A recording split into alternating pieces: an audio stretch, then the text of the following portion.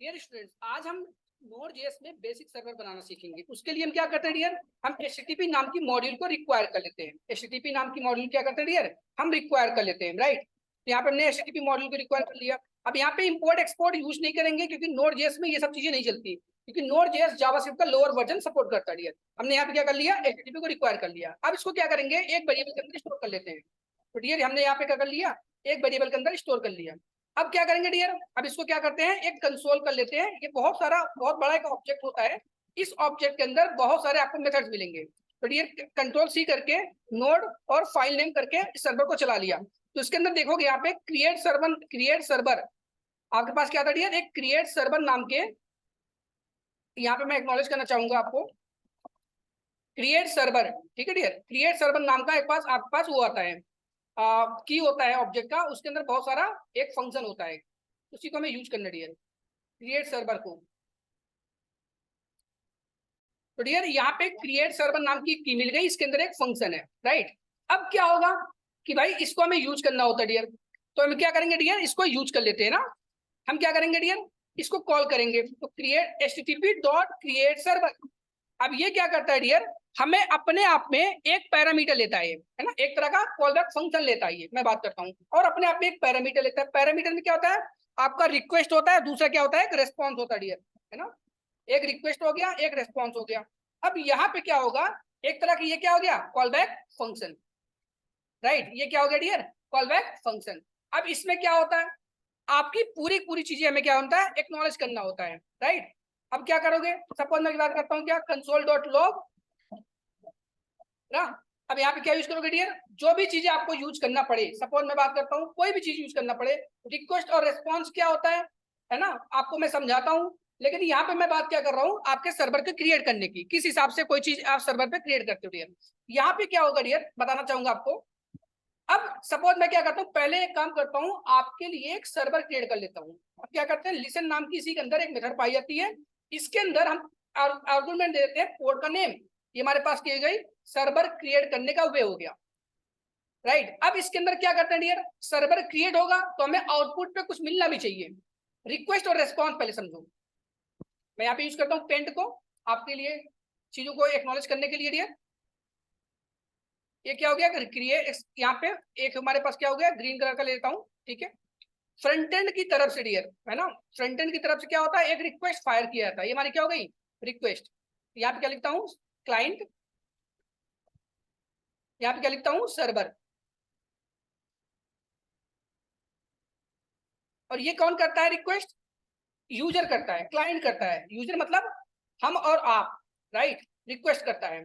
और सर्वर कौन करता है डियर, रिस्पॉन्स कौन देता है आपको, पूरा पूरा आपका जो सर्वर होता है ना, वो आपकी रिस्पॉन्स देती है। क्या देती है, रिस्पॉन्स।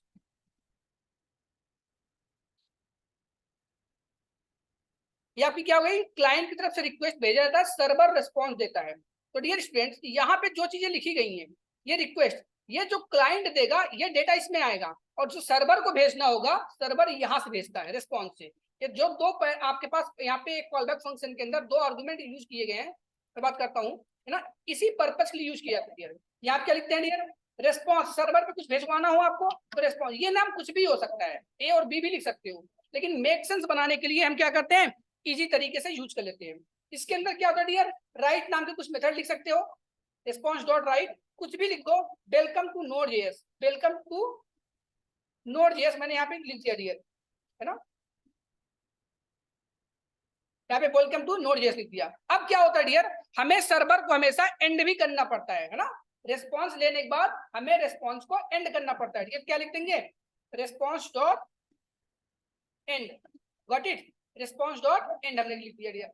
अब क्या होगा डियर, हमें अपनी पूरी पूरी एपीआई को रन करना पड़ेगा। तो नोड और फाइल नेम, है ना, जैसे लिखा डियर। अब देखते हैं हमारी पोर्ट बन गई, क्या बन गई डियर, हमारी पोर्ट बन गई। अब इसको क्या करेंगे, अपने यूआरएल पे हम एग्जीक्यूट करेंगे डियर। आइए देखते हैं किस हिसाब से एग्जीक्यूट करना है। लोकल होस्ट 4200, जैसे ही मैंने रन किया हमारे पास क्या आ गया, hello to welcome to Node.js। ये डियर आपकी क्या हो गई, बेसिक सर्वर बन गई, है ना, बेसिक सर्वर आपकी डियर क्रिएट हो गई। यही तरीका होता है किसी हिसाब से Node.js के अंदर एक बेसिक सर्वर क्रिएट करना। डियर स्टूडेंट्स, ये तरीका हमेशा यूज करना, ये कॉल बैक फंक्शन बना के ही सर्वर यूज क्रिएट करना, कहीं पे कोई प्रॉब्लम नहीं आएगी। तो हमेशा इन फ्यूचर हम इसी हिसाब से आपके लिए काम करेंगे। लोग क्या करते हैं डियर, एक अलग से वेरिएबल नेम बना के भी काम करते हैं। सपोज मैं इसको कमेंट करता हूँ, एक दूसरा तरीका बताता हूँ, है ना। मतलब लिसन को हम क्या करते हैं ना, दूसरे तरीके से यूज कर लेते हैं। इसी को कॉपी कर लेता हूँ डियर।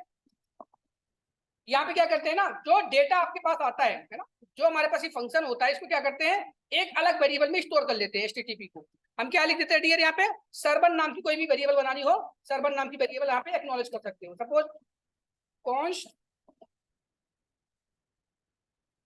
ना सर्वर, सर्वर नाम की क्या बना लिया, एक API। इसको क्या करते हो, बात एक ही पड़ी है ना, बात क्या पड़ी डियर, एक ही पड़ी। यहाँ पे इस हिसाब से चीजों इसको एक्नॉलेज कर सकते हो।